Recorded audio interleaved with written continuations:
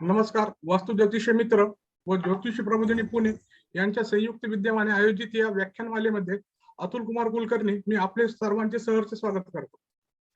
आज आपल्या इथं वक्ते म्हणून आपल्याला बुटालिया मॅडम तर लाभलेले आहेतच, पण पुण्याचे ज्येष्ठ ज्योतिष्य ग्रहांकित या मासिकाचे संपादक चंद्रकांतजी दादा शेवाळे यांचे मी इथे व्यवस्थित स्वागत करतो आहे. दादांच्या परिचयासाठी मी भरत चटकर सरांना विनंती करतो, त्यांनी दादाचा परिचय द्यावा. हिंदीत आहे का मराठीत आहे? हिंदी. चटकर सर है क्या मराठी में? सटकर जी. आदरणीय दादांचा परिचय करणे म्हणजे एक सूर्याच्या तेजाचं काय आपण परिचय सांगणार अशी इथं ही आहे. आज दादा गेली 50 वर्षाहून अधिक काळ ग्रहांकित या मासिकाचं एक अतिशय यशस्वीपणे त्यांनी जी धुरा सांभाळलेली आहे. त्याच्यानंतर दादा एक ज्येष्ठ रमलज्ञ आहेत. रमल शास्त्राचे त्यांनी आज अनेक विद्यार्थी घडवलेले आहेत. त्याच्यानंतर लाल किताब वरतीही त्यांचं विशेष प्रभुत्व आहे. अशा चतुरस्त्र असलेल्या दादांना मी विनंती करतो की त्यांनी आपले 2 शब्द सांगावे. मराठी का हिंदी? हिंदी. किती लोग हैं पार्टिसिपेंट? चलो सुनिए. नमस्ते सभी को. नमस्ते. वास्तु शास्त्र के ऊपर डॉक्टर बुटालिया का लेक्चर होने वाला है, उसके लिए मेरी हार्दिक शुभकामनाएं. मैं खास प्रदीप जी पंडित जी ने कहा कि आप आके अपने अधिवेशन के बारे में थोड़ा इंफॉर्मेशन दे दो करके मैं आया हूँ. अभी अपना जो आने वाला अधिवेशन है वो आने वाले 20 अगस्त को, आने वाले अगले सैटरडे को 20 अगस्त और 21 अगस्त को होने वाला है. पहले दिन का जो सत्र रहेगा वो पूरा हिंदी रहेगा. मुझे सुनाई नहीं दे रहा है. सुनाई नहीं दे रहा? ठीक है मैं मेरा ये लगाता हूँ. बाकी लोगों को भी सेम इश्यू आ रही है? मैं लगाता हूँ. हाँ अभी आ रहे हैं? हो. अभी आ रहे हैं ना? जी हाँ. सुनिए, अगले हफ्ते में 20 अगस्त शनिवार से 2 दिन का ज्योतिष अधिवेशन शुरू होने वाला है. ये पूरे भारत में बहुत पॉपुलर ऐसा ज्योतिष अधिवेशन होता है. कुल मिला के 24 संस्था इसे संयोजन में सहभाग ले रहे हैं. तो ये मतलब ये महाराष्ट्र की शान है और यहाँ पूरे भारत से सभी ज्योतिष अभ्यासक आते हैं. एक बात ये है और ये अधिवेशन की खासियत ये है कि ये अधिवेशन एकदम अफोर्डेबल दाम में हम लोग लेते हैं. सिर्फ 500 रुपया उसका डेलीगेशन फीस है. आप सभी लोग ये अधिवेशन में आने के लिए मैं आपको रिक्वेस्ट करता हूँ. अधिवेशन के कार्यकारिणी के उपाध्यक्ष प्रदीप पंडित जी भी है, उनकी भी संस्था सहभागी है अधिवेशन में. ये अधिवेशन 3 साल के बाद हो रहा है तो स्पेशल उसके लिए हम लोग काम कर रहे हैं. और अधिवेशन में सहभागी होने वाले को हम लोग 500 रुपए की एस्ट्रोलॉजिकल बुक्स भी दे रहे हैं. 2 दिन आपको भोजन का भी प्रबंध है. आपको सम्मान भी किया जाएगा, सम्मान पत्र देके स्टेज पर बुला के. और अगर आपको कोई स्पेशल डेली है तो उसके लिए सिर्फ 3000 रुपया हमारी फी है. उसमें आपको मेमेंटो और शाल और आपका परिचय हमारे जो अधिवेशन में जो अधिवेशन विशेषांक पब्लिश होने वाला है उसमें उसका आपका फोटो भी आएगा.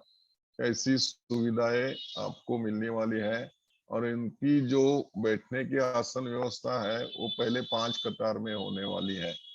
हमारे यहाँ फर्स्ट कम फर्स्ट ऐसा रूल है। जो भी लोग पहले बुकिंग करते हैं उनको हम सीटें देते हैं, वो आगे की देते हैं। अभी देखो, अभी हमारे पास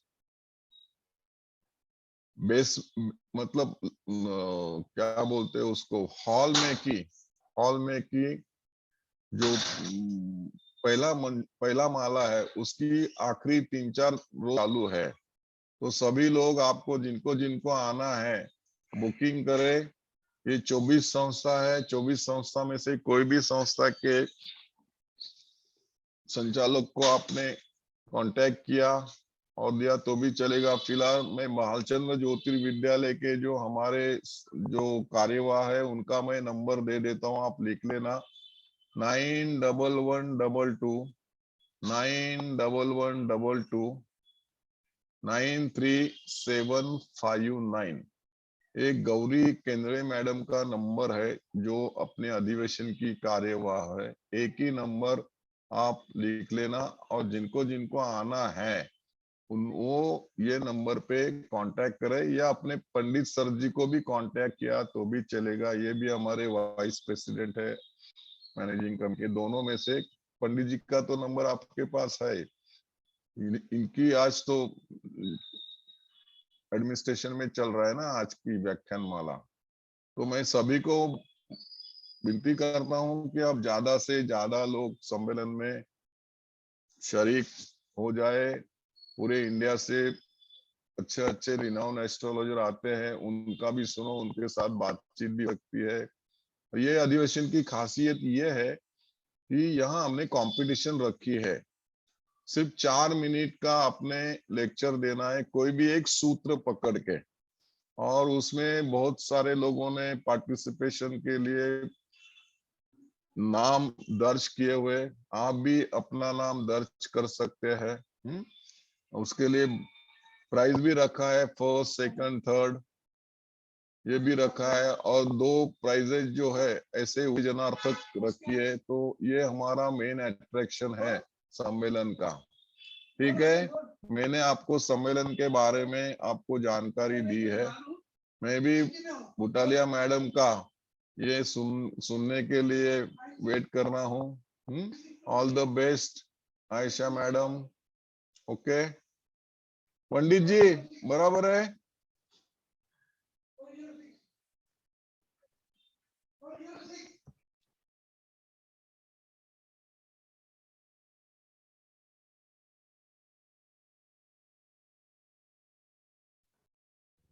पंडित सर म्यूट आहात तुम्ही। सम्मेलन के लिए हम तरफ से ढेर सारी शुभकामनाएं दादा। भरत जी आगे चलिए।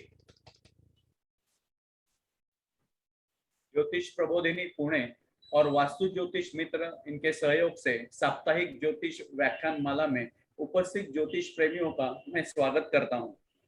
आज की ज्योतिष व्याख्यान श्रृंखला में वास्तुशास्त्र विषय पर आदरणीय आयशा जी संबोधित करेंगी।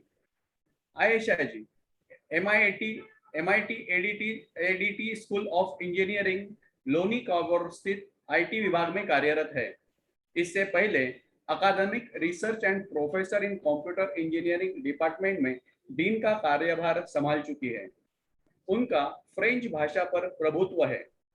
Rough set theory as a framework for data mining और recommender system for match making, ये इनके 2 ग्रंथों का विमोचन हुआ है।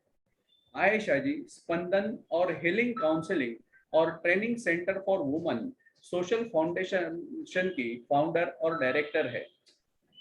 ज्योतिष, अष्टक वर्ग, हस्तशास्त्र, रत्नशास्त्र, वास्तुशास्त्र, अंकशास्त्र, डाउजिंग, रेकी ऐसे शास्त्र में भी निपुण है। मैं वास्तुशास्त्र विषय पर संबोधित करने के लिए आयशा जी को आमंत्रित करता हूं। आयशा मैम। धन्यवाद, मुझे ये आपने अपॉर्चुनिटी दी। आप सब बहुत ही इस क्षेत्र में सभी बहुत ज्ञानी है जो मैं सबको उपस्थित देख रही हूँ।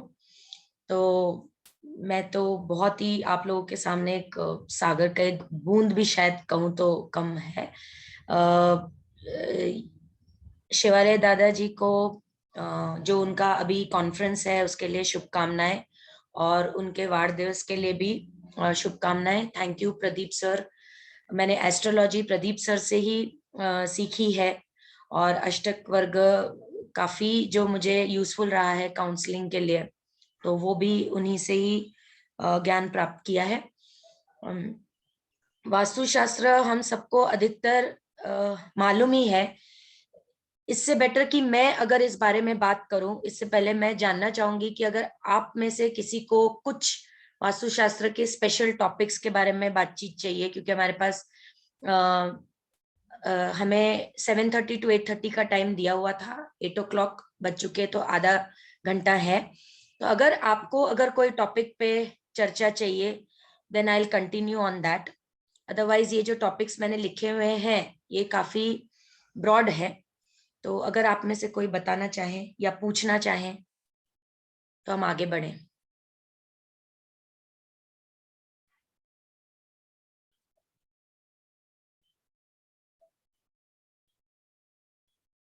ऐसा कोई टॉपिक जिसपे वास्तु के कोई स्पेशल टॉपिक पे आपको चर्चा चाहिए, जो भी उपस्थित है, या कोई किसी का क्वेश्चन है तो वो आप ला सकते हैं, तो उसके ऊपर फिर बातचीत कर सकते हैं।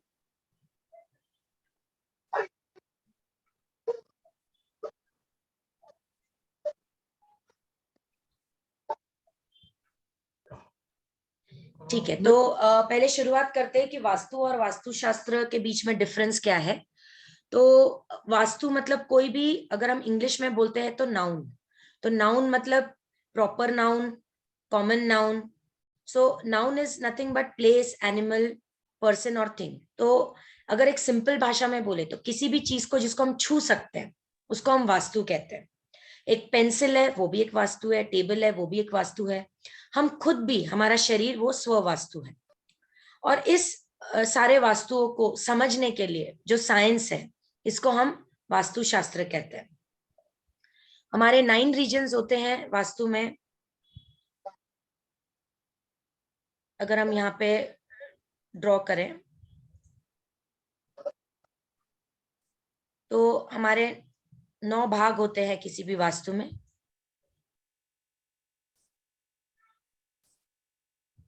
ये हम सबको जो उपस्थित है मालूम ही होगा। अगर हम इसको ईस्ट कंसिडर करते हैं, पूर्व, ये नॉर्थ, और ये साउथ, और ये वेस्ट, तो ये हमारा ईशान कोण हो जाता है नॉर्थ ईस्ट। ये हमारा आग्नेय कोण हो जाता है साउथ ईस्ट। ये होता है हमारा साउथ वेस्ट, क्योंकि 2 डायरेक्शंस का मिलन है।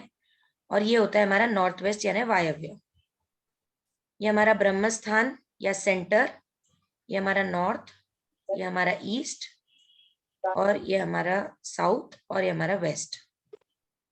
तो ये 9 भाग हो गया। तो कोई भी हमारा जो भी वास्तु है, अगर हम टेबल भी देखते हैं तो टेबल भी एक वास्तु है, उसको भी हम ऐसे 9 भाग में करेंगे। पहले कंपास से हम डायरेक्शंस देखेंगे, और ये हो जाता है नॉर्मल प्लॉट।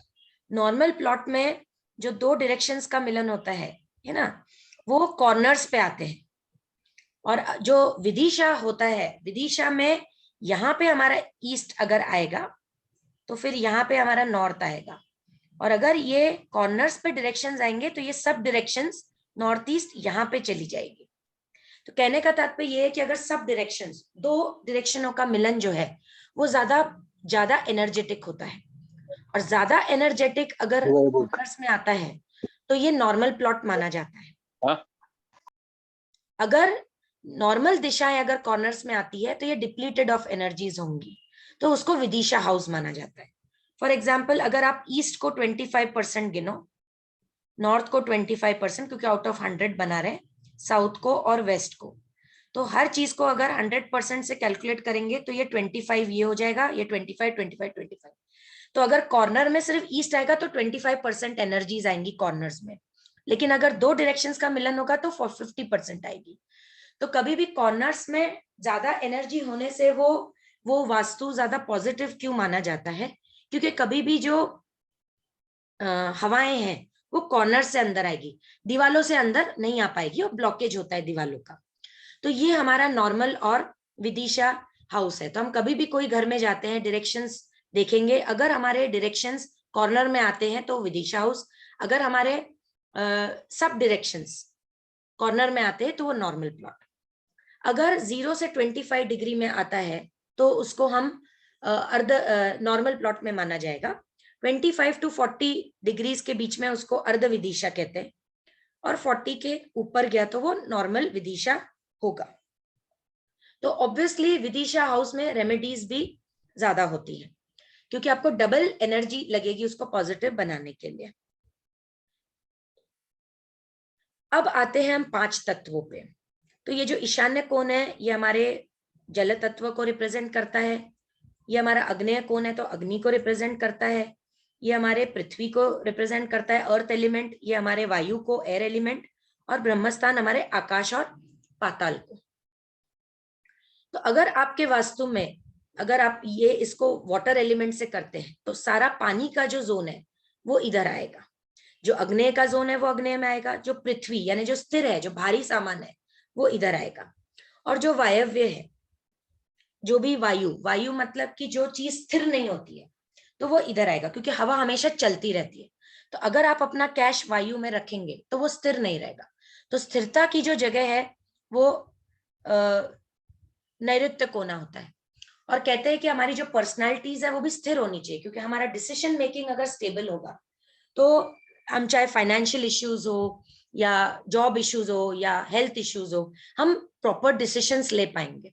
कौन से डॉक्टर के पास जाना है, ये भी एक हेल्थ, अगर हमारा डिसीजन सही है तो वो भी हमें एक सही मार्गदर्शन को लेके जाएगा।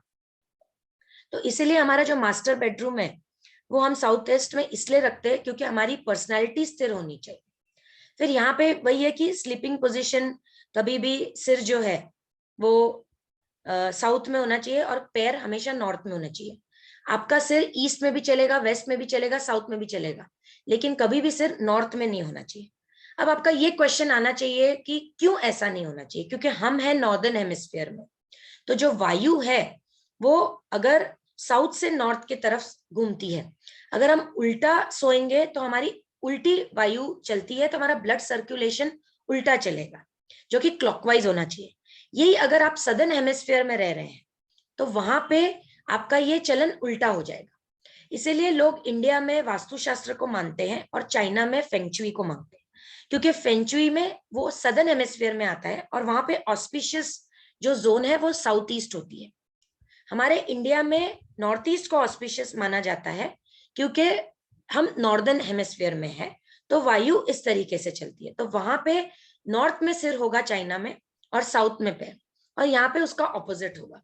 तो ये साइंटिफिक है कि ब्लड सर्कुलेशन क्लॉकवाइज होना चाहिए, इसलिए ये सोने का पोजीशन भी उस तरीके से हम डिजाइन करते हैं। तो ये हमारे अग्नेय कोण मतलब हमारा किचन, क्योंकि अग्नि है। नॉर्थ ईस्ट हमारा वाटर एलिमेंट है। वायु हमने कहा स्थिर नहीं होता है, तो अगर आप किसी मार्केटिंग लोगों को साउथ वेस्ट में बिठा देंगे तो वो स्थिर हो जाएंगे, कहीं जाएंगे नहीं। लेकिन जो मार्केटिंग के लोग हैं वो हमेशा घूमते रहने चाहिए, तब तो मार्केटिंग अच्छी होगी। तो इसलिए मार्केटिंग वाले लोगों को नॉर्थ वेस्ट में, अगर आपको किसी की शादी करानी है आप उसको साउथ वेस्ट में बिठा दोगे तो वहीं टिक जाएगी, तो आप उसको नॉर्थ वेस्ट में बिठाओगे तो वो बाहर जाएगी। तो जिस तरीके का तत्व है उस तरीके से आपको उस चीज को डिजाइन करना है। इसके कोई रूल्स एंड आपको कोई आप 200 डिजाइन भी रट्टो मार लोगे तो भी आपको ये चीज समझ में नहीं आएगी। आप कॉन्सेप्ट पे जाइए कि आपको किस चीज को स्थिर करनी है। आपको लक्ष्मी को स्थिर करनी है, आप साउथ वेस्ट में अपना कैश रखिए। आपको पानी अच्छा होना चाहिए तो आप वायु, आपका वाटर एलिमेंट ईशान्य कोण में, तो वहां पे आप रखिए। तो इस तरीके से आपको डिजाइन करना है। अब कहते हैं कि मैं हमेशा लॉजिक पे जाती हूँ कि भैया अगर किताबों में ये लिखा है या किसी ज्ञानियों ने ये बोला है कि टॉयलेट आपका नॉर्थ वेस्ट में होना चाहिए या तो साउथ में होना चाहिए, ठीक है, या तो आप वेस्ट में रखो। अब आपका ये प्रश्न उठना चाहिए हमेशा कि क्यों इसी जोन्स में क्यों होना चाहिए, क्यों बाकी के जोन्स में नहीं होना चाहिए। क्योंकि अगर आप वायु को पढ़ेंगे वास्तुशास्त्र में, नॉर्दर्न हेमिस्फीयर में वायु हमेशा इधर से आएगी और इधर के तरफ जाएगी। तो यहां से एंटर होती है और यहां से जाती है बाहर।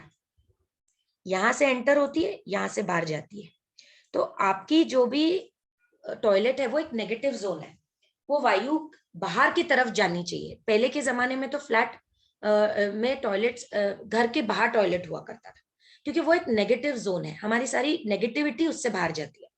तो आपका जो वायु है वास्तु में, वो जिस डायरेक्शन से बाहर जा रहा है उन डायरेक्शंस में आप अपना टॉयलेट रखेंगे। तो ये लॉजिक होता है टॉयलेट रखने का। पर जिनकी मकर राशि या कुंभ राशि होती है, शनि, तो हर जोन का एक ग्रह भी होता है। तो जो वेस्ट जोन है, पश्चिम दिशा, वो शनि को रिप्रेजेंट करता है। तो जिनकी राशि स्वामी शनि है, उनके वास्तु में टॉयलेट ये वाले जोन में भी नहीं चलेगा। जिनकी राशि स्वामी बुध है ना, जेमिनी, मिथुन राशि और कन्या, ये दोनों राशि स्वामी बुध है, और वायु स्थान जो है नैऋत्य, ये अपना नॉर्थ वेस्ट जोन ना, वायव्य कोना बुध को रिप्रेजेंट करता है। तो इन दोनों राशियों को भी वास्तु में ये वाला टॉयलेट नहीं चलेगा। उनको फिर दो ही ऑप्शन बचते हैं, वेस्ट और साउथ। ठीक है, फॉर्चुनेटली साउथ दिशा जो है वो किसी भी एक्चुअली साउथ जो है वो राहु को रिप्रेजेंट करती है, साउथ वेस्ट जो है वो केतु को रिप्रेजेंट करती है। तो राहु कोई भी ग्रह का राशि का राशि स्वामी नहीं है, इसलिए साउथ टॉयलेट सभी को चलेगा। सिमिलरली साउथ ईस्ट में तो टॉयलेट अलाउड ही नहीं है। अब मुद्दा ये आता है कि अगर हम खुद से डिजाइन कर रहे हैं तब तो हम हमारे वास्तु को पूरा ऐसा ही डिजाइन करेंगे, लेकिन चैलेंजेस ये है कि अभी आप ऑलरेडी किसी वास्तु में रह रहे हो, पहले तो वो विदिशा है कि नॉर्मल प्लॉट है, तो उस तरीके से डिजाइन होगा। अगर वो ऑलरेडी चीज में साउथ वेस्ट है ही नहीं, कट है पूरा, तो इसका मतलब ये है कि इस घर में स्थिरता की कमी होगी। तो आपको एडिशनल रेमेडीज करनी होगी स्थिरता लाने के लिए, क्योंकि ये जोन मेरे हिसाब से सबसे इंपॉर्टेंट है, स्थिरता। क्योंकि अगर इंसान के पास फाइनेंशियल स्टेबिलिटी है तो वो अपना इलाज भी कर लेगा, है ना। और अगर उसकी मन स्थिर है तो वो अपने बॉडी को भी मेंटेन करेगा, हेल्थ इश्यू आने नहीं देगा। कैश भी आप वहां पे रखोगे तो आपका कैश भी स्थिर रहेगा। आज की दुनिया में पैसा भगवान नहीं है, लेकिन भगवान से कम भी नहीं है। हम पैसे से हेल्थ भी खरीद सकते हैं, और एक स्थिर मन हेल्थ भी अपने आप स्थिरता लाता है। क्योंकि कहते हैं कि अगर कोई हेल्थ इश्यू आता है और अगर आप उसको अपने विल पावर से बढ़ाओगे तो वो भी आप बिना पैसे से भी अपनी हेल्थ को, पहली बात तो हेल्थ आएगी नहीं, क्योंकि आपकी डिसीजन मेकिंग अच्छी है।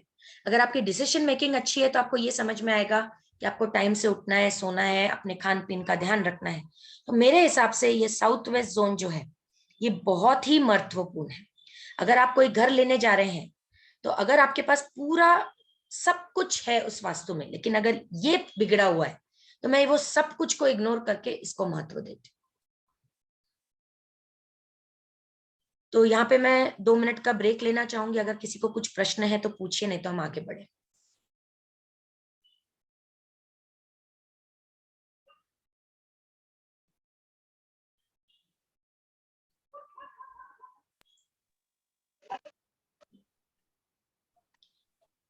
ठीक है, तो हेलो। कुछ प्रश्न। हेलो हेलो हेलो, हाँ मैडम, एक पूछना था। हेलो। हाँ पूछिए, आपकी आवाज आ रही है। हाँ, ये देखो, अभी ये तो हो गया प्लॉट में जिसका घर है उसका, ठीक है। लेकिन फ्लैट में एक फ्लैट रहेगा तो उसमें डायरेक्शन कैसे फिक्स करेंगे? 3-4 रूम तो रहेंगे, लेकिन डायरेक्शन कैसे फिक्स करेंगे? हाँ, जब आप घर के ये ब्रह्म स्थान में आप खड़े होइए, हाँ और सपोज आपका घर का एंट्री यहाँ से है, हाँ तो आप घर के बीचों बीच खड़े होइए, कंपास लेके आइए। आपके मोबाइल पे भी कंपास रहता है, फिर भी मैं आपसे रिक्वेस्ट करूंगी कि आप फिजिकली कंपास लेके आइए। एक एयर बाउंड कंपास होता है, एक वाटर बाउंड होता है, सारे कंपास लेके आइए। क्योंकि अगर उस वास्तु में जल तत्व डोमिनेट होगा और आप अगर एयर बाउंड कंपास लेके आएंगे तो आपको गलत डायरेक्शन दिखाएगा। तो पहले तो ये डायरेक्शन लेना सबसे इंपॉर्टेंट होता है। तो आप सारे जो air bound, water bound, earth bound सारे कंपास लाइए। आपके मोबाइल में भी जो रहता है वो इतना एक्यूरेट नहीं दिखाएगा, और वो सारे कंपासेस से आप चेक कीजिए, अगर सबसे एक ही आता है तो वो बेटर रहेगा। आपको ब्रह्मस्थान में खड़े होना है बीचों बीच, क्योंकि सबसे ज्यादा कॉस्मिक एनर्जी यही होती है। और जहां पे भी आपका दरवाजा है उसको देख के आपको खड़ा होना है। अगर आपका दरवाजा यहाँ है तो आप उल्टा खड़े होंगे। तो अगर सपोज हम इस वास्तु को लेते हैं तो ये बीचों बीच हो गया और हमारा दरवाजा यहाँ पे, तो हम इस तरीके को देख के हम सारे डायरेक्शंस प्लॉट करेंगे। तो यहाँ पे डायरेक्शंस देखने के बाद मुझे कंपास में दिखाई दिया कि ये नॉर्थ है, ठीक है, ये साउथ है, ये ईस्ट है, वेस्ट है। आपको कागज पे वो प्लॉट करना है, और फिर आपको पूरे ये 9 डायरेक्शंस ऐसे पूरा आपको फीट वाइज कैलकुलेट करना है आपका घर एंड टू एंड फ्लैट में, ठीक है। हो सकता है आपका फ्लैट यहाँ तक ही हो, और यहाँ पे अगर आप देखा जाए तो आपका फ्लैट यहाँ पे हो और ये यहाँ तक हो, मतलब आपका ये फ्लैट ऐसा होगा। करेक्ट। तो इतना जोन आपके फ्लैट में है ही नहीं, इसका मतलब आपके फ्लैट में अग्नेय कोना नहीं है। राइट, ओके, ध्यान है आपको? हाँ यार। तो आपको बीचों बीच खड़े रहना है ब्रह्मस्थान के। यहाँ पे आपको, अगर आपका दरवाजा है तो आपने उसको देखना है दिशाएं कौन सी है, पेपर पे ये प्लॉट करना है, फिर इसके 9 भाग करने हैं, और उस 9 भाग में आपको ये देखना है कि उस घर में क्या क्या है। अगर आप ये देखोगे कि ये पोर्शन है ही नहीं आपके इसमें, तो ये आपका कट कहलाएगा। अच्छा, अगर एक वास्तु में 2 से ज्यादा कट है तो वास्तु अच्छा माना नहीं जाता है, क्योंकि रेमेडीज भी आप कितने करोगे, है ना। लेकिन अभी ऑलरेडी अगर आपने फ्लैट ले लिया है तब आपके पास कोई चॉइस नहीं है रेमेडीज के अलावा। रेमेडीज करने से हमें 60 to 70% रिजल्ट जरूर मिलता है, लेकिन अगर आपको फ्लैट लेने जा रहे हो और आपको 100% ही रिजल्ट मिले तो फिर क्या प्रॉब्लम। अच्छा, इसमें एक और चीज आती है कि हम कुंडली से भी अपना वास्तु देखते हैं। फॉर एग्जाम्पल, अगर आपकी कुंडली में आप मांगलिक हो तो मांगलिक लोगों को साउथ ईस्ट डोर बहुत भारी पड़ता है, क्योंकि ऑलरेडी मांगलिक का मतलब क्या है कि आपका मंगल ग्रह बहुत तेज है, प्लस आपकी और जो साउथ ईस्ट दिशा है वो मंगल से, क्योंकि अग्नेय है, तो आपका साउथ ईस्ट जो है वो मंगल को दर्शाता है, और आप ऑलरेडी एंट्रेंस अगर साउथ ईस्ट ले रहे हो तो फिर वो आपको भारी पड़ जाएगा। इसलिए कहते हैं कि मांगलिक लोगों का बेडरूम भी साउथ ईस्ट में नहीं होना चाहिए, क्योंकि ऑलरेडी हमारा शरीर भी 5 तत्वों से बना है, जल वायु आकाश पाताल, मतलब आकाश पाताल तो एक ही हो गया, जल वायु आकाश पृथ्वी तेज और अग्नि। तो मांगलिक लोगों में क्या है, ये 5 तत्वों में से कहा जाता है कि अगर 5 तत्व आपके बैलेंस्ड है तो आप एक स्थिर पर्सनैलिटी हो, पर मांगलिक लोगों का अग्नेय ज्यादा होता है। तो फिर ऐसे लोगों को अपने वास्तु में अगर वो और ज्यादा अग्नेय कोने को स्ट्रॉन्ग कर देंगे या अग्नेय कोने में सोएंगे तो क्या होगा, वो तत्व और ज्यादा बढ़ेगा। तो आपको कैसे बैलेंस करना है कि आपकी कुंडली में ये देखना है, कुंडली से ये पता चलता है कि आपके शरीर के कौन सा तत्व कम है, कौन सा तत्व ज्यादा है। तो जो तत्व ज्यादा है, अगर आप ऐसे वास्तु में जाओगे जहाँ पे वो तत्व कम है तो वो बैलेंस हो जाएगा। फॉर एग्जाम्पल, वायव्य जो कोना है वो बुध को दर्शाता है। अगर आपके कुंडली में बुध अच्छा नहीं है और आप जो वास्तु ले रहे हो उसमें ऑलरेडी आपका वायव्य कोना भी कट है या डिप्लीटेड है या दोष है, तो क्या होगा कि आपका बुध ग्रह और ज्यादा वीक हो जाएगा। आप समझ रहे हैं? तो कुंडली से भी आप वास्तु को देख सकते हैं। आप आपका चक्र भी आप ऑरा स्कैनिंग करोगे तो आपका जो वायु है वो आपके विशुद्ध चक्र से माना जाता है। तो अगर आपके ऑरा स्कैनिंग में आपका विशुद्ध चक्र ठीक नहीं निकला और आप जिस वास्तु में रह रहे हो वहां पे भी बुध की कमी है, ठीक है, चक्र में बुध वायु आपके अनाहत चक्र और विशुद्ध चक्र दोनों को दर्शाता है। और अगर आप सारे चक्र के कलर्स देखोगे तो बुध मतलब पन्ना ग्रीन कलर का और अनाहत चक्र भी आपका ग्रीन कलर का। तो अगर आपका अनाहत चक्र वीक है, विशुद्ध चक्र वीक है और आपके वास्तु में भी आपका वायु कोना वीक है तो फिर आपको हार्ट रिलेटेड प्रॉब्लम्स होने की संभावना होती है। तो इस तरीके से आप एस्ट्रोलॉजी चक्र साइंस, वास्तु, इन तीनों को अगर आप कनेक्ट करोगे तो आप ये बता सकते हो कि इस पर्सन को कौन सी हेल्थ इश्यूज आ सकते हैं। तो ये सारा जो है सिर्फ वास्तु नहीं, आपको कुंडली भी आप उसमें देखिए, आप अपनी ऑरा स्कैनिंग भी कराइए, तो आप ये सारा कुछ मिक्सचर करके आप उस पर्सन के हेल्थ इश्यूज, रिलेशनशिप इश्यूज, आप उसके फाइनेंशियल इश्यूज सब डिटेक्ट कर सकते हैं। और आपको कहाँ पे सॉल्व करना है ये आपको देखना है। कई बार पूरा वास्तु ठीक करने के बाद में भी वो इंसान का स्टेबिलिटी सॉल्व नहीं होती है। क्यों? क्योंकि उसके कुंडली में वो वाली जो जोन है वो बहुत ही ज्यादा नीचे है। तो आपके उसको कुंडली के थ्रू भी उसको बढ़ाना है। फिर आप बोलोगे कि आपने कुंडली भी ठीक कर ली, वास्तु भी ठीक कर लिया, फिर भी उस इंसान को प्रॉब्लम है, तो आप उसकी ऑरा स्कैनिंग कीजिए। उसका कोई चक्र बिगड़ा हुआ है और उसकी कोई लाइफस्टाइल है वो खराब है, जिसके वजह से वो चक्र ठीक नहीं हो पा रहा है। लेकिन कहीं ना कहीं वास्तु ठीक करने से उसके विल पावर में बढ़ोतरी होगी। तो ऐसा नहीं है कि बिल्कुल फर्क नहीं पड़ेगा, जरूर फर्क पड़ेगा। लेकिन अगर उसकी प्रॉब्लम बहुत डीप है, बहुत सालों से है, तो फिर ये तीनों क्षेत्र को आपको ध्यान से देख के उसको वो रेक्टिफिकेशंस देने पड़े, कोरिलेट करना पड़ता है। कोरिलेट करना पड़ता है।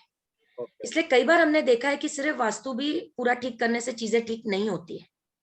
अगर उस इंसान की महादशा खराब चल रही है तो वास्तु, अगर उसकी बहुत, और उस ग्रह भी उसका नीचे में है, तो वास्तु उसको सिर्फ 40% सपोर्ट देगा, लेकिन 40% सपोर्ट उसको कुंडली से नहीं आ रहा है। तो ये चीज होती है।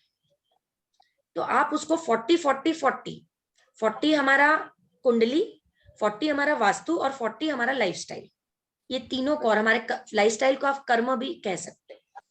लेकिन आप बोलोगे कि 40 120 होता है, तो वो आपको बैलेंस करना पड़ता है। कई बार अगर वास्तु भी अच्छा, एस्ट्रोलॉजी भी अच्छा, तो लाइफस्टाइल इतना भी अगर अच्छा नहीं हो तो भी आपको वो सपोर्ट दे देता है। और कहीं ना कहीं वास्तु अच्छे होने से आपके विचार अच्छे होते हैं, तो वो लाइफस्टाइल को डेफिनेटली सपोर्ट करेगा। तो वहां पे 40 नहीं 20% भी आपका चल जाएगा। ऐसे इस तरीके से वो बैलेंस किया जाता है। Okay, thank you madam, thank you, thanks a lot. और कोई प्रश्न?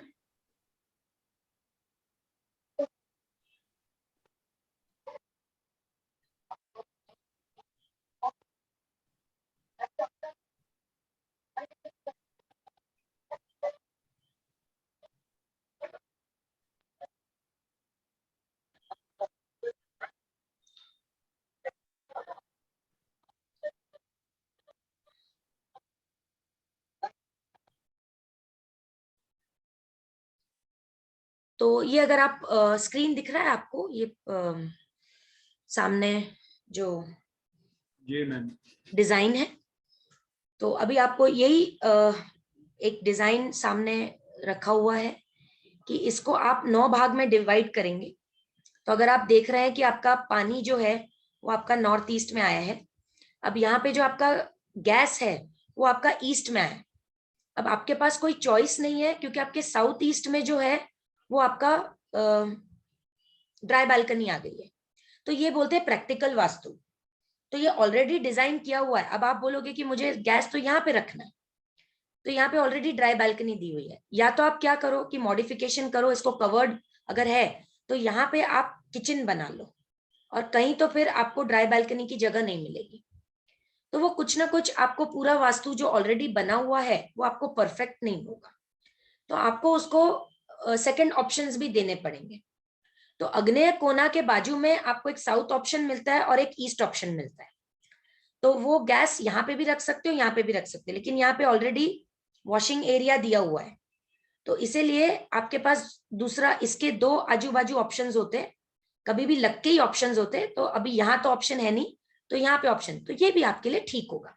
लेकिन अगर ये अग्नि पानी की जगह आ जाएगा तो फिर बहुत गड़बड़ करेगा। तो अगर आपको रीडिजाइन करना है तो आप आजू बाजू के भी सेकंड ऑप्शंस ले सकते हैं। अब इसमें आपको एक वेट मैनेजमेंट होता है, उसके बारे में मैं आपको बताती हूँ।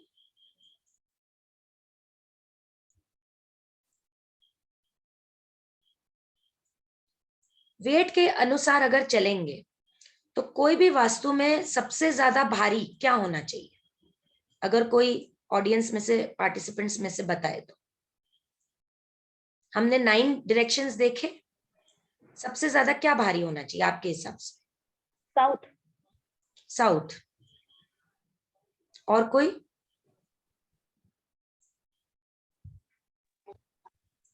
देखिए सबसे ज्यादा भारी साउथ वेस्ट होना चाहिए। क्यों? क्योंकि हमने अभी कहा मास्टर बेडरूम साउथ वेस्ट में, क्योंकि ये अर्थ का एलिमेंट है। अच्छा, ये भी अर्थ का एलिमेंट है क्योंकि ये इसके साथ लग के है, ठीक है, और ये भी अर्थ एलिमेंट है। लेकिन अभी हमने कहा कि कॉर्नर में सबसे ज्यादा पॉजिटिव एनर्जीज आती है, इसीलिए मास्टर बेडरूम साउथ वेस्ट सबसे ज्यादा पॉजिटिव होगा साउथ और वेस्ट की जगह पे। और हम खुद एक पर्सनैलिटी, और सबसे ज्यादा भारी उस घर में क्या होगा? हम खुद, हमारी पर्सनैलिटी, क्योंकि वो पूरा घर हमारी सोच से चलेगा। अगर हमारी सोच अच्छी नहीं तो जॉब में problems, financial problems, decision making में प्रॉब्लम्स। तो इसीलिए सबसे ज्यादा भारी साउथ वेस्ट।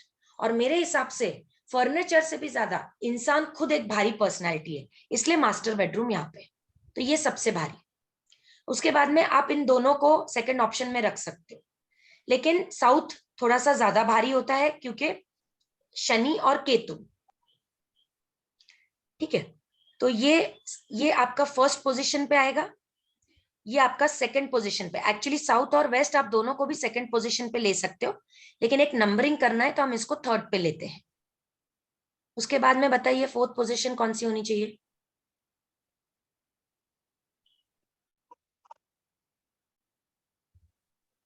बहुत सिंपल है, आप इसके बाजू में जाइए। अब ये सेकंड है तो इसके बाजू वाला ही बेटर रहेगा। ये तो फील्ड हो गया, इसके बाजू वाला, या तो फिर इसके बाजू वाला। अब आप अगर साउथ ईस्ट और वायव्य को कंपेयर करोगे, वायु और अग्नि को, तो कौन सा ज्यादा भारी होगा? अग्नि का। अग्नि का। इसलिए मैंने इसको 2 नंबर बोला, क्योंकि ये इसके बाजू में ज्यादा बेहतर दिखेगा, इसलिए ये 4th नंबर, और इसलिए मैंने इसको 3 नंबर दिया था, ठीक है। तो अभी ये इसके बाजू में, तो ये 4 नंबर, और अभी ये 3 हो गया इसके बाजू में, ये तो ये हो गया 5 नंबर। समझ रहा है आप सबको? लॉजिक क्या यूज कर रही हूं मैं, ये लॉजिक के हिसाब से चल रहा है। अब पहले 4 लेंगे तो 4 के बाजू में ईस्ट आएगा, तो ये हो गया 6, सही।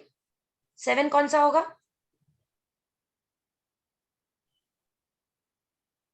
मुझे ऑडियंस से North. आंसर चाहिए। North. North. North, very good. उसके बाद 8 कौन सा होगा? North east. Very good. और सबसे हल्का? ब्रह्मस्थान। ब्रह्मस्थान। हाँ, तो आपको अगर वेट में करना है तो south west should be greater than south, should be greater than west, should be greater than southeast, should be greater than northwest and so on. ये हो गया वेट। इवन हाइट भी, अगर आपके घर में स्लोप है तो ये ज्यादा हाइटेड होगा। जहां पे वेट ज्यादा वहां पे हाइट भी ज्यादा। तो स्लोप अगर यहां से लेके नीचे तक यहां जाएगा तो ये अच्छा माना जाता है।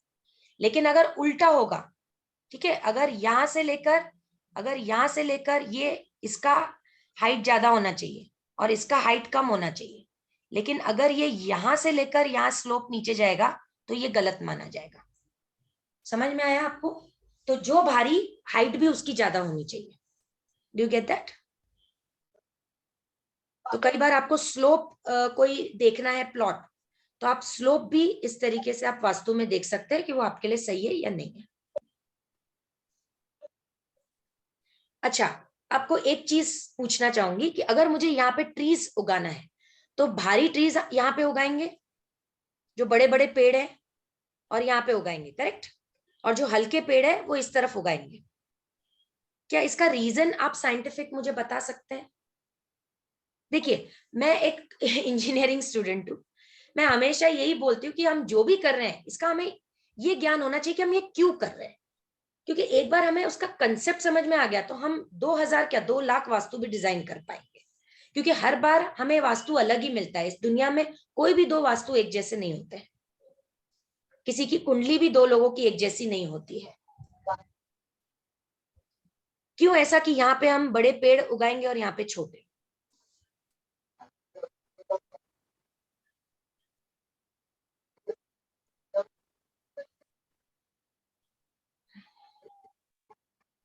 क्योंकि सूरज की जो किरणें हैं ना, वो यहाँ पे बहुत ज्यादा भारी होती जाती है साउथ में। तो अगर आपने बड़े प्लांट्स यहाँ पे करे तो वो उनको वो उतनी ऊपर तक की ऊंचाइयों तक की धूप नहीं मिल पाएगी, क्योंकि हाइट में भी ये चीज ज्यादा भारी होती है वास्तव में। तो बड़े पेड़ों को धूप चाहिए तो वो हाइट भी यहाँ पे वो झेल पाएंगे। और अगर आपने यहाँ पे छोटे झाड़ लगा दिए तो धूप इतनी यहाँ पे आएगी कि यहाँ पे वो सस्टेन नहीं हो पाएगा। तो साउथ के तरफ कभी भी धूप का जो प्रकरण है, इसलिए कहते हैं साउथ एशिया जो है वो बहुत गर्म है। आप समझ रहे हैं? अगर आप पूरा ग्लोब भी देखो तो, पूरा ब्रह्मांड देखो तो आप।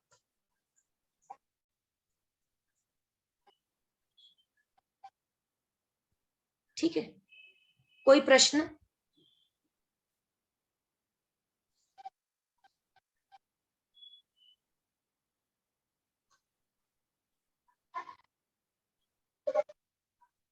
अच्छा, आपने हमेशा सुना होगा कि वास्तु में क्रिस्टल्स का उपयोग करते हैं, और रत्न भी जो है, क्रिस्टल्स क्या है? उपरत्न है, और रत्न उपरत्न से पावरफुल होते हैं। तो मेरा ऑडियंस से ये प्रश्न है कि जब रत्न उपरत्न से ज्यादा पावरफुल होते हैं तो वास्तु में रत्न का उपयोग क्यों नहीं किया जाता है?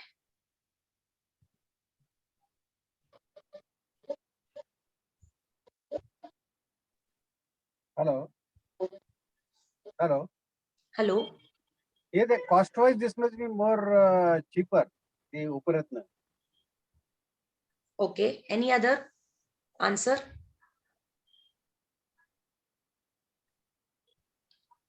बहुत सारे लोग हैं, धीरूभाई अंबानी या अंबानीज हो गए, उनको तो कोई प्रॉब्लम नहीं है पैसे की, तो क्या वो अपने घर में रत्न लगाएंगे? क्या आप उनको रत्न सजेस्ट करोगे एज अ वास्तु कंसल्टेंट?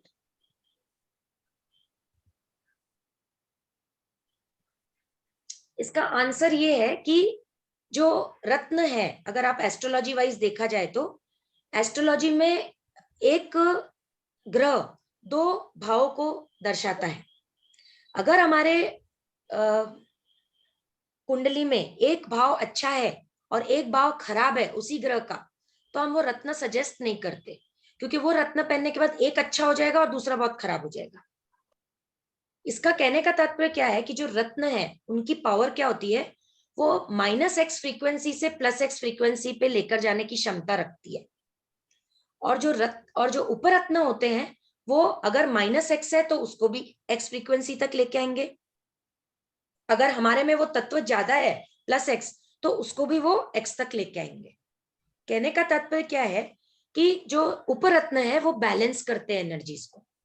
और हमें वास्तु में एक्चुअली वास्तुशास्त्र क्या है, IIT वालों ने भी वास्तुशास्त्र को एक कंपलसरी सब्जेक्ट बनाया है, क्योंकि उनका कहना यह है कि जहां पे भी हम रहते हैं वहां पे हमें पांचों तत्व को बैलेंस करना है। जो ज्यादा है उसको कम करना है, जो कम है उसको ज्यादा करना है। हमारे शरीर में भी हमें सातों चक्रों को बैलेंस करना है। कोई भी चक्र ज्यादा भी नहीं होना चाहिए, कम भी नहीं होना चाहिए, क्योंकि कोई भी चीज अति भी अच्छी नहीं होती और कोई चीज कम भी अच्छी नहीं होती। साउथ वेस्ट बहुत ज्यादा भी अच्छा नहीं होना चाहिए, क्योंकि ज्यादा स्टेबिलिटी भी इंसान को लेजी बना देती है। ज्यादा पैसा फिर आपको अल्कोहलिज्म में लेके जाती है, जुए में लेके जाती है, हॉर्स रेसिंग में लेके जाती है, इस तरीके से। तो रत्न लगाने से क्या है, बैलेंसिंग नहीं होता है, लेकिन ऊपर रत्न लगाने से वास्तु बैलेंस होता है। और ऑब्वियसली अगर हमें कम रेट में वो चीज बैलेंस हो रही है तो फिर हम उसी चीज को जाएंगे। मेरी आपसे रिक्वेस्ट है कि मेरा एक यूट्यूब चैनल है, उस पर मैंने ये सारे topics, what is the difference between crystal and gem, crystals क्यों वापरना चाहिए, पिरामिड थेरेपी के एडवांटेजेस क्या है लेकिन उसके डिसएडवांटेजेस क्या है, ये काफी मुद्दों पे चर्चा की है। एस्ट्रोलॉजी और वास्तु का कनेक्शन भी बताया है। फॉर एग्जाम्पल, अगर आपकी कुंडली है तो कुंडली में जो आपका अष्टम भाव है उससे ये पता चलता है कि आपके वास्तु में टॉयलेट कहाँ पे होगा। कभी चाहिए तो हम उस पर बात करेंगे। आप अष्टम भाव से ये पता कर सकते हो कि आपके वास्तु में टॉयलेट क्या है। और अगर ग्रह खराब है तो ये पता चलेगा कि आपका गलत जोन में टॉयलेट है। तो कई बार मेरे यहाँ पे लोग वास्तु लेकर नहीं आते, पर मैं यहाँ पे बैठ के उनको ये बता देती हूँ कि आपके वास्तु में यहाँ ये प्रॉब्लम है। बेशक पूरा प्लॉट नहीं बना सकूं, लेकिन अगर ऑरा रीडिंग करने बैठी तो वो भी बना लेती हूँ। तो ये सारे शास्त्रों को अगर आप कंबाइन किए तो किसी के पास फ्लोर प्लान भी नहीं है, अगर एक वास्तु को छोड़ दिया लेकिन बाकी के क्षेत्र ले लिया, चक्र साइंस, ऑरा स्कैनिंग के थ्रू, ऑरा रीडिंग, डाउजिंग के थ्रू, एस्ट्रोलॉजी, तो आप उसमें से भी काफी ज्ञान निकाल सकते हो। वास्तु से आप उसके ग्रह का सम्मेलन कर सकते हो। फॉर एग्जाम्पल, अगर किसी के वास्तु में नॉर्थ वेस्ट नहीं है तो जरूर उसके कुंडली में भी बुध का प्रॉब्लम है और उसके रिलेशनशिप में प्रॉब्लम है। इस तरीके से काफी चीजें इंटररिलेटेड है। ऑफ कोर्स ये ज्ञान का भंडार है, और जब सारे ज्ञान, मतलब आप वास्तु भी सीख लो, चक्र भी सीख लो, ये भी सब जब आप सीख लेते हो तो फिर आप डेफिनेटली सामने वाले का कुछ ना कुछ संसार तो निष्कर्ष आप निकाल पाते हो कि वो इतने प्रॉब्लम में फंसा क्यों है।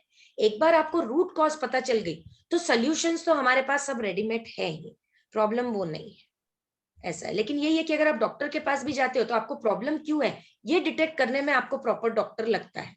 फिर एक बार वो डिटेक्ट हो गया तो फिर आप किसी भी प्रॉपर उस स्पेशलिस्ट को जाके आप अपना ट्रीटमेंट करा सकते हैं। सो आई थिंक यहाँ पे हम लोग एंड करते हैं। जो टाइम लिमिट मुझे दिया हुआ भी था, अगर आपको कुछ प्रश्न है तो करेंगे, नहीं तो आप आगे जो भी टॉपिक लेंगे तो हम उस पर आगे कभी चर्चा करेंगे। हेलो मैडम, यस, एक सवाल पूछना था कि अभी आपने वास्तु की 9 दिशा बताई है और क्या क्या होना चाहिए, कैसे होना चाहिए बताया, लेकिन ऐसे ही हर रूम की भी 9 दिशा निकालनी पड़ती है क्या? वास्तु में? एक्चुअली अगर निकाले तो बहुत अच्छा है, क्योंकि आप रूम की 9 दिशा निकालोगे तो उसमें भी आप वेट मैनेजमेंट कर सकते हो। फॉर एग्जाम्पल, मास्टर बेडरूम में है क्या वो आपको करना? सबसे भारी क्या है? आपका कैश। कैश कहाँ रखोगे? कबर्ड में। तो कबर्ड भी उस बेडरूम में कहाँ रखना है? तो आप उस रूम की 9 दिशा बनाइए और उस 9 दिशा में साउथ वेस्ट कहाँ है वहां पे आप अपना कबर्ड रखिए। बट वो जरूरी है कि ओवरऑल वास्तु की दिशा देख के करना जरूरी है? मुझे एक सेकंड मैं ब्रेक sure, लेना चाहूंगी, एक सेकंड। Sure.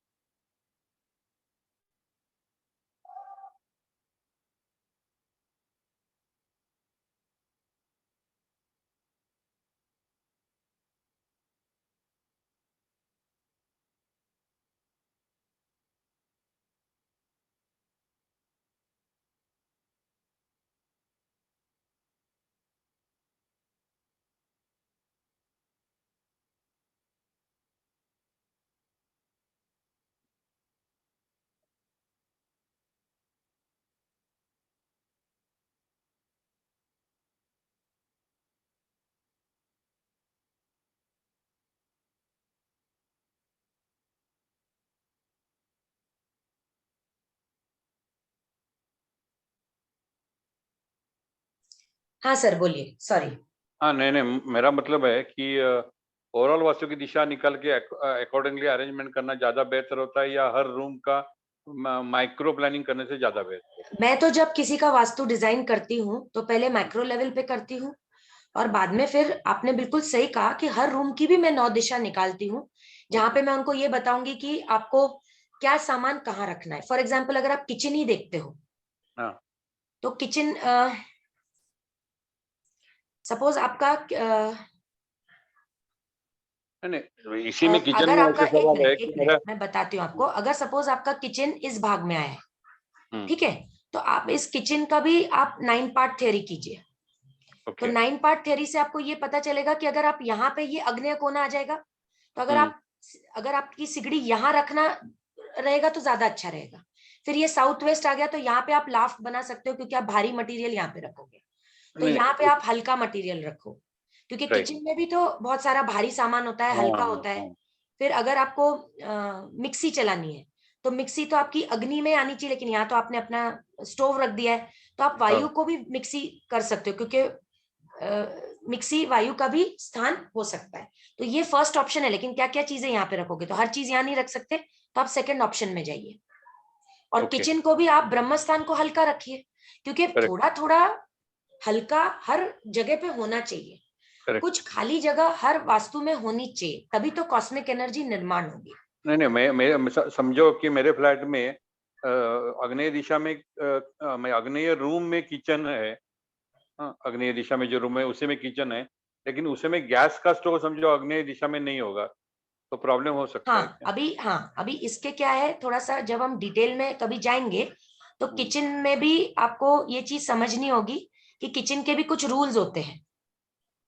रूल्स ये होते हैं कि खाना पकाते वक्त आपका जो डायरेक्शन है वो ईस्ट और वेस्ट ही होना चाहिए। ओके तो आप यहाँ पे रख सकते हो या यहाँ पे रख सकते हो, ठीक है। ओके अब अगर आपके पास यहाँ पे प्रोविजन है तो आप यहाँ पे भी रख सकते हो, क्योंकि अभी आप इसका 9 पार्ट थ्योरी करोगे तो ये और ज्यादा अग्नि हो जाएगा। हाँ करेक्ट हाँ, लेकिन इतना स्ट्रिक्टली फॉलो करने की जरूरत नहीं है। लेकिन थोड़ा बहुत हम क्यों करते हैं कि जैसे अभी इसका 9 पार्ट थ्योरी किया तो भारी सामान हम इस तरफ रखेंगे। हमारे पास Right. ऑप्शन अगर Right, लाफ्ट right. बनाने का रहा तो अभी आपके पास 2 ऑप्शंस होते हैं, यहाँ लाफ्ट बनाओ या यहाँ लाफ्ट बनाओ, या यहाँ लाफ्ट बनाओ या यहाँ लाफ्ट बनाओ। चार ऑप्शंस हो गए। तो अगर आप मुझे पूछोगे तो लाफ्ट आपने यहाँ बनाना चाहिए, या एक्चुअली यहाँ पे ज्यादा बेटर रहेगा क्योंकि ये आपका साउथ वेस्ट आ जाएगा, समझे आप? Right. तो इस तरीके से आप कर सकते हो। आपका स्टोव ईस्ट या वेस्ट में ही होना चाहिए। Okay. आपने अगर आपका एल शेप्ड अगर आपका प्लेटफॉर्म है तो वो ठीक है। अगर एल शेप नहीं है तो फिर आपके 2 प्लेटफॉर्म आमने सामने होना चाहिए। लेकिन Okay. हमेशा अगर आमने सामने प्लेटफॉर्म रहा तो आपने हमेशा ध्यान रखना चाहिए कि वो बिल्कुल साफ रहना चाहिए हमेशा। तो सबसे बेस्ट तरीका क्या है? एल शेप सबसे बेस्ट होता है। लेकिन कई बार ऐसा हो नहीं पाता किसी वास्तु में। तो अगर आपका एल शेप नहीं है तो एक प्लेटफॉर्म मत रखिए, एक छोटा प्लेटफॉर्म ऑपोजिट में भी बनाइए, इससे वास्तु बैलेंस होता है। और अगर 2 प्लेटफॉर्म है तो ये वास्तु का रूल है कि फिर आपको हमेशा ये दोनों प्लेटफॉर्म साफ ही रखने चाहिए, करेक्ट क्योंकि फिर ये एनर्जीज बैलेंस नहीं होने देता। ओके ऐसा है। मैडम, और एक मुझे अभी समय थोड़ा ज्यादा हुआ है, लेकिन आपने इतना अच्छा बताया अभी तक और सिंपल टर्म में बताया तो हमने हमारे ध्यान में बहुत आया है। अभी तक हमने बहुत सारे लेक्चर सुने थे, लेकिन आपका लेक्चर मैं तो कहूँगा कि बहुत सिंपल और अच्छा था। एक ही जाते जाते आपने एक ही बताई है कि जो 9 आपका जो 9 दिशा है वो इन ब्रीफ 9 दिशा में कहा क्या दोष होने पर क्या घर में हो सकता है, ये सब ब्रीफली आप बता सकती है क्या?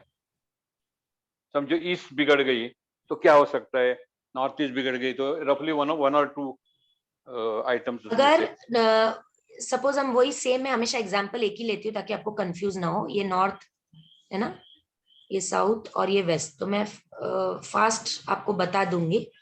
नॉर्थ ईस्ट में ठीक है। वाटर अगर नहीं बैलेंस्ड है, ठीक है, तो उस घर में जो लेडी है उसको काफी इमोशनल इम्बैलेंसेस होंगे। ओके ठीक है। तो उस घर में मतलब लोगों को डिप्रेशन, एंजाइटी उस तरीके से होगा, और लेडी को स्पेशली काफी साइकिक प्रॉब्लम्स होंगे। अगर नॉर्थ में सपोज टॉयलेट आ गया या ब्लॉक्ड है तो यहाँ पे मतलब जो नॉर्थ होता है वो वेल्थ का होता है, वेल्थ मतलब पैसा, और जो ईस्ट होता है वो हेल्थ का होता है। इसलिए ईशान्य कोण को सबसे ज्यादा ऑस्पिशियस माना जाता है, क्योंकि हेल्थ और वेल्थ मिल गई तो प्रॉस्पेरिटी होने ही वाली है। ठीक है। Right. अगर नॉर्थ हमें वेल्थ का माना जाता है तो ये अगर ब्लॉक्ड रहेगा तो मनी प्रॉब्लम्स आएंगे, ओके मतलब इनफ्लो आउटफ्लो ज्यादा हो जाएगा। Shortage of money. हाँ, ठीक है। अगर नॉर्थ वेस्ट में प्रॉब्लम है तो रिलेशनशिप में प्रॉब्लम्स आएंगे, वही सभी रिलेशन में ऑलमोस्ट। इसलिए जिनका नॉर्थ वेस्ट कट है ना, उनके घर में सबने साथ में बैठ के खाना खाना चाहिए ताकि कम्युनिकेशन बना रहे। हाँ करेक्ट करेक्ट। ठीक है। और आप इसका रेमेडी कर सकते हो ना, यहाँ पे आप यहाँ जो आएगा यहाँ पे आप थोड़े से खुशबूदार फूल लगाइए, पिंक क्वार्ट्स लगाइए, काफी कुछ उसमें रेमेडीज आते हैं। ठीक है। लेकिन अगर नहीं उपाय किया तो क्या होगा? ये ईस्ट हेल्थ एजुकेशन का होता है। तो अगर ईस्ट कट है तो उस घर में बच्चे पढ़ाई नहीं करेंगे, या उस घर में गुरु का थोड़ा सा वास कम होगा। ठीक है। झूठ लोग बोलेंगे इस तरीके से। अगर ब्रह्मस्थान भारी है, मतलब ब्रह्मस्थान में दोष है, तो उस घर में कॉस्मिक एनर्जी कम आएगी। ओके ठीक है। तो थोड़े हेल्थ इश्यूज आने के चांसेस रहते हैं। ईस्ट के लिए भी है, थोड़े हेल्थ इश्यूज आने के चांसेस रहेंगे। वेस्ट स्पिरिचुअलिटी में माना जाता है, तो अगर वेस्ट कट है तो वहां पे कर्म, क्योंकि शनि का जोन है, तो स्पिरिचुअलिटी यही बताता है कि कर्म पे फोकस करना है। तो उस घर के लोग थोड़ा सा वो कर्म पे फोकस नहीं करेंगे। उस घर में दवाइयां ज्यादा आएंगी।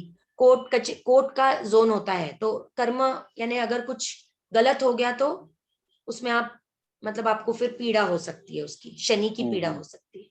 क्योंकि कर्म का ही शनि कर्म फलदाता है हमारे। साउथ ईस्ट अगर कट है या एक्सटेंडेड है तो लिटिगेशन के प्रॉब्लम्स आ सकते हैं। ओके, ठीक है, कोर्ट केसेस, लिटिगेशंस, है ना, उस तरीके का। और साउथ हमारा राहु है और साउथ वेस्ट हमारा केतु है ना, तो ये दोनों स्टेबिलिटी के जोन्स है। तो साउथ वेस्ट अगर अच्छा नहीं है तो डिसीजन मेकिंग गलत हो जाएगा। अगर साउथ वेस्ट गलत अच्छा नहीं है तो सभी प्रॉब्लम्स आ सकते हैं। ओके, दैट इज इम्पोर्टेंट, आपने पहले ही बताया। हाँ, मतलब आपका इनफ्लो कमी हो जाएगा पैसे का, डिसीजन Correct. मेकिंग गलत होंगे तो वो सभी चीज उसमें इन्वॉल्व होती है। हेल्थ इश्यूज भी आ सकते हैं वो, है ना, तो थोड़ा बहुत उसका साउथ पे भी असर पड़ता है। अगर साउथ अच्छा रहा और साउथ वेस्ट अच्छा नहीं रहा तो भी साउथ थोड़ा सा उसको सपोर्ट दे देता है।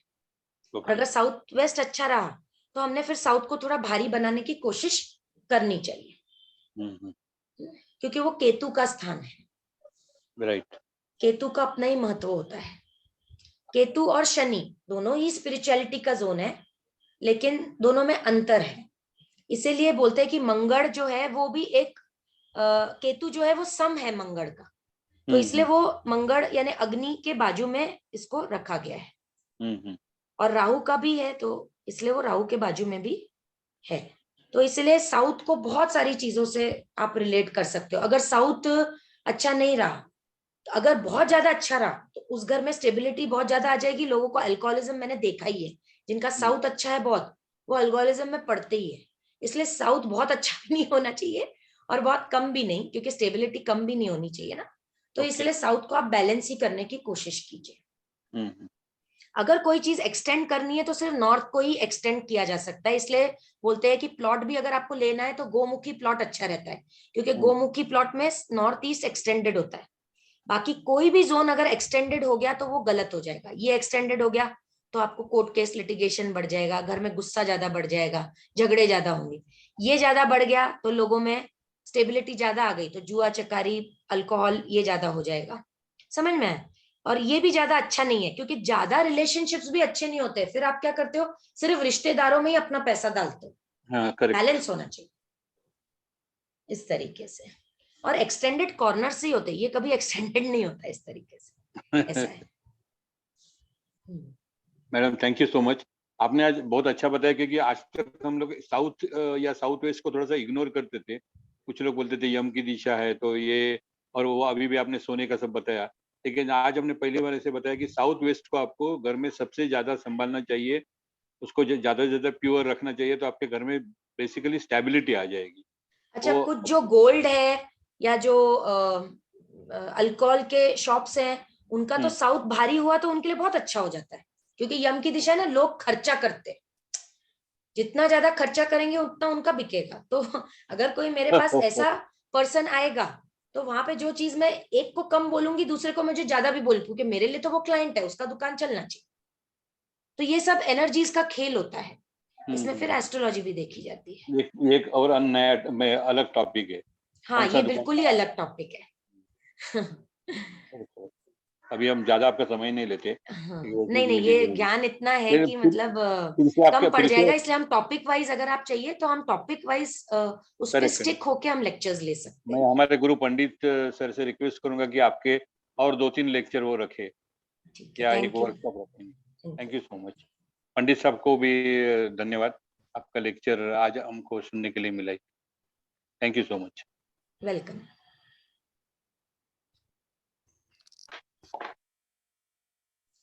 अजून काही कोणाकडे प्रश्न आहे का? म्हणजे नाहीतर आपण एंड करू session.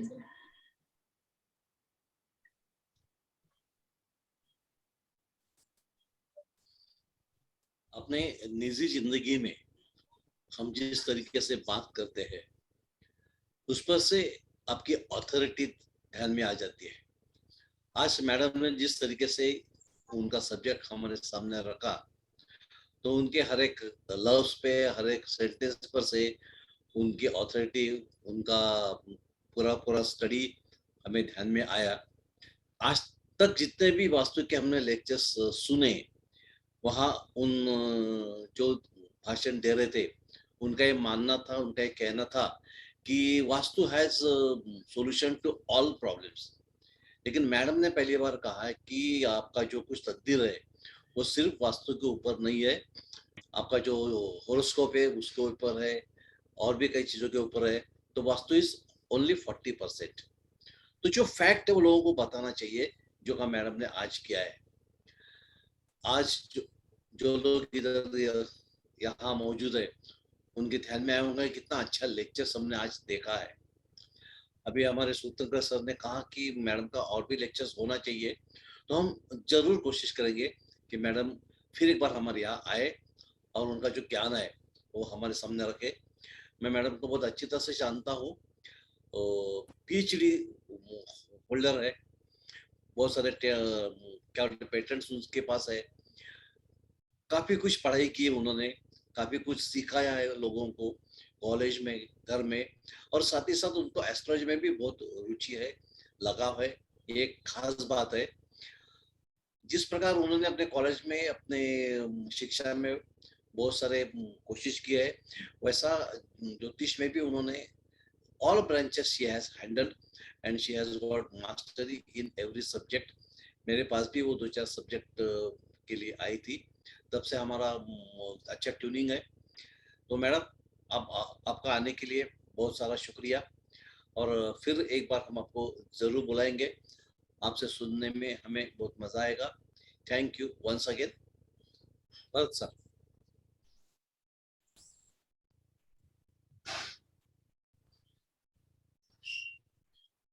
Thank you sir, thank you Pradeep Pandit sir, Satkar sir, जो भी ऑर्गेनाइजर्स है, शिवाले दादा, सबको धन्यवाद। और जो आपने अथॉरिटिव वॉइस बोला तो मैं क्षमा चाहूंगी, एक्चुअली पिछले 22 साल से मैं टीचिंग प्रोफेशन में हूँ और इंजीनियरिंग स्टूडेंट्स को पढ़ाते पढ़ाते थोड़ा सा मेरा वॉइस ऐसा हो गया है, but I am always there whenever somebody has any, कोई भी टेक्निकल टॉपिक अगर आपको चाहिए तो है। क्षमा चाहती हूँ अगर मेरे बोलने के इसमें, क्योंकि कॉलेज में पढ़ाते पढ़ाते वो एक स्टाइल जनरेट हो गई है, काफी साल हो गए हैं, 2 डेकेड के ऊपर, मैंने तो इसीलिए। अच्छे तरीके से रेफर्स किया है। I use it in a very good manner. हाँ, बट मुझे कई बार लगता है कि हाँ थोड़ा सा मेरा टोन रहता है एक ओके, प्रोफेसर टाइप, वो जाता नहीं है। तो नहीं, वो वंस आपका again tone, thank you very much. Madam आपका टोन अथॉरिटेटिव था, एरोगेंट नहीं था, इसलिए सबको अच्छा हाँ। लगा। आप थोड़ा सा यूट्यूब चैनल आपका जो है ना उससे डिटेल्स बताइए, और आपका वेबसाइट भी होगा ना, तो हम ज्यादा इंफॉर्मेशन वहां से ले सकते हैं। हाँ, www.spannahealing.com। स्पंदन स्पंदन, अच्छा। स्पंदन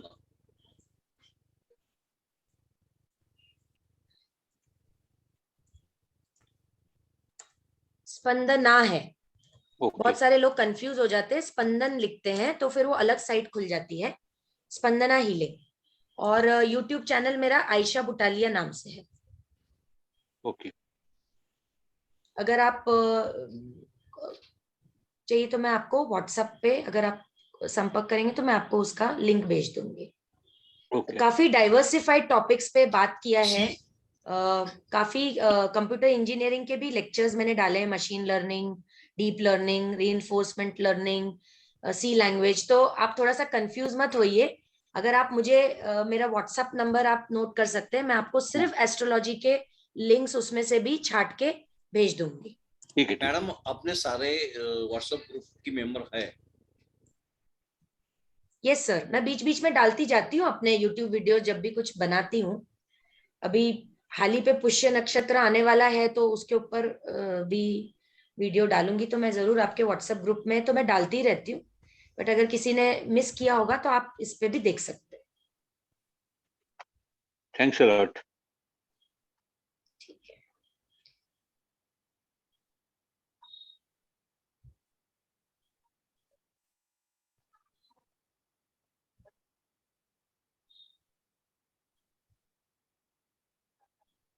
सर, ऐकू नाही येत।